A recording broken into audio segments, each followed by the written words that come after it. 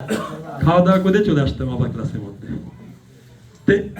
স্কুলটা কিন্তু এত, এখন কি অবস্থা জানি না, জাক জমক ছিল না, কিন্তু একটা জিনিস ছিল, সেটা এখন আর নাই। শুধু এই স্কুলে না, বাংলাদেশে কোথাও আছে কিনা জানি না, খালিশপুরে নাই। খালিশপুরে আসবে কিনা তাও আমি জানি না। সেটা হচ্ছে আমার এক ঝাঁক শিক্ষক মন্ডলী, ছিল, অত্যন্ত অত্যন্ত শ্রদ্ধেয়, যাদেরকে দেখলে শ্রদ্ধায় সম্মানে মাথা নিচু হয়ে যেত। ঠিক। আমাদের প্রধান শিক্ষক জৌলক স্যার, সহকারী প্রধান শিক্ষক জব্বার স্যার বলেন, ওয়াইদ স্যার বলেন, শ্যামল স্যার বলেন, স্যারের অভাব নেই।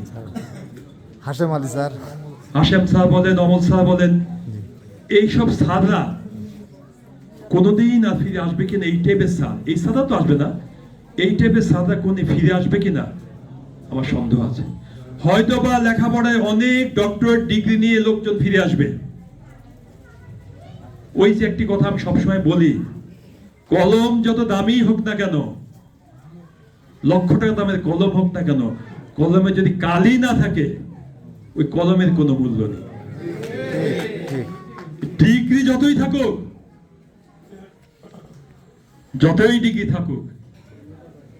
চরিত্র, ব্যক্তিত্ব, আর কি ছাত্রদের প্রতি ভালোবাসা, এইগুলো যদি না থাকে, তাহলে কিন্তু বড় বড় ডিগ্রি দিয়ে কোনোই কাজ আসবে না। মানবিকতা যদি না থাকে, কোনোই কাজে আসবে না, যত বড়ই ডক্টরেট ডিগ্রি আপনি নেন না কেন। তো এইসব সাধ্যের সান্নিধ্যে থেকে আমরা বড় হয়েছি। সম্মানও যেভাবে আমরা করতাম, ওনারা কিন্তু শাসনও ঠিক সেভাবে করত, এবং শিক্ষাও সেভাবে দিয়েছে। কোনোদিনও শিক্ষককে আমরা কোনদিন অসম্মানের জায়গায় নিয়ে যাইনি, অপমান অপদস্থ হতে দেইনি, কিংবা করিও নি। শিক্ষক মাথায় তুলে রেখেছি। আজও যখন শিক্ষক আমাদেরকে, অনেক শিক্ষক বেঁচেছিলেন, জব্বার স্যার যখন বেঁচেছিলেন, আমাকে ঢাকায় ফোন করে বলেছিলেন, একবার দুইবার তিনবার ফোন করেছিলেন, আমার ছেলেটা যাচ্ছে, তুমি দেখো, জাস্ট এইটুকুই সর্বোচ্চ দিয়ে রেখেছি। স্যার ফোন করেছেন, কোন ডিসিএসপি ফোন করলেও এত কাজ করি না, কোন মন্ত্রী ফোন করলেও কাজ হবে না, যেটা আমার স্যার ফোন করলে কাজ হয়েছে।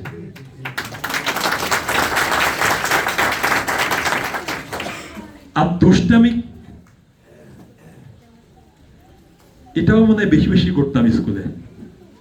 সমীর ভালো বলতে পারবে, জাকির ভালো বলতে পারবে, এতটাই দুষ্টু ছিলাম, ক্লাস বন্ধ করে এখানে আমাদেরকে বেত দিয়ে পিটানো হয়েছে।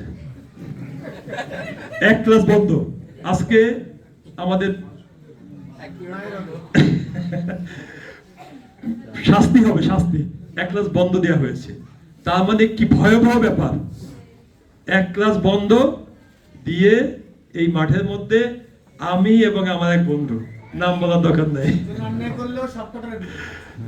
একজন অন্য করলে সবকটা পিটানো হতো, লাইন দিয়ে দাঁড় করিয়ে পিটানো, বেত দিয়ে। হ্যাঁ, এই যে মারাটা, এটা গল্প সঙ্গে বলছি যে আমরা মায়ের খেয়েছি বেঁধে আমরা গল্প সঙ্গে বলতে পারছি যে আমাদের স্যার আমাকে মেরেছে, এটা আমাদের কাছে একটা এখন আনন্দের বিষয়, গর্বের বিষয়।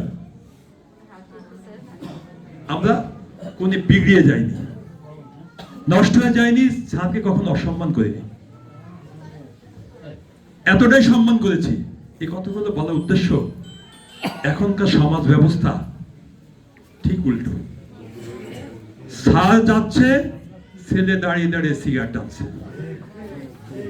মুরব্বীরা যাচ্ছে, সালাম তো দূরের কথা, বুক খুলে দিয়ে সিগারেট টানছে, অহরহ দেখি আমি। যে সমাজে শিক্ষককে সম্মান হয় না, করে না, যে সমাজে মুরব্বীদের সম্মান করে না, সেই সমাজ কখনোই সুন্দরভাবে চলতে পারে না। সেই সমাজে অশান্তি থাকবে, মাদকের আনাগোনা থাকবে, আইন শৃঙ্খলা পরিস্থিতির অবনতি হতে বাধ্য। সামাজিক মূল্যবোধ যদি না থাকে, সেই সমাজ কখনো চলতে পারে না, সেই সমাজ থেকে ভালো সন্তান কখনো বেড়ে উঠবে না। আমাদেরকে সে আগের অবস্থায় ফিরে যেতে হবে।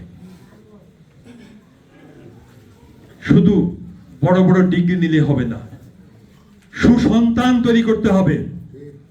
সুসন্তান যদি তৈরি করতে না পারি, আমাদের আগামী প্রজন্ম আমাদেরকে কিন্তু ছেড়ে দেবে না, অভিশাপ দিবে যে আমাদের পূর্বপুরুষরা আমাদেরকে ঠিক মতো মানুষ করতে পারেনি, বুদ্ধি পরামর্শ দিতে পারেনি। আমাদের জেনারেশন নষ্ট হওয়ার জন্য আমাদের পূর্বপুরুষরাই দায়ী। এই দায়ী দায়িত্ব আমাদের এভাবেই নিতে হবে, যাতে আমাদের এসব সন্তানরা আজকে আগামীতে বড় হবে, তাদের জন্য সুন্দর পরিবেশ আমাদের তৈরি করে যেতে হবে। আমরা যারা এই পর্যন্ত আছি, হয়তো বা কিছুদিন আছি, আল্লাহ তাআলা যদি বাঁচিয়ে রাখে, তাহলে হয়তো বা কিছুদিন থাকবো। এই থাকার মধ্যেই আমরা আমাদের এই অসুস্থ পরিবেশ থেকে তসলিম উদ্দিন মাস্টারের মতো সুন্দর লোকগুলো বেছে বেছে বের করতে হবে। আমাদের এই সেন্ট্রাল কমিটি গঠনের মাধ্যমে শুধু বাড়ি বাড়ি যে ভোট চাইলে হবে না, বাড়ি বাড়ি থেকে সুন্দর সুন্দর মানুষগুলোকে বের করে আনতে হবে, সুন্দর সুন্দর মা বোনদেরকে বের করে আনতে হবে, এনে ঐক্যবদ্ধ করতে হবে।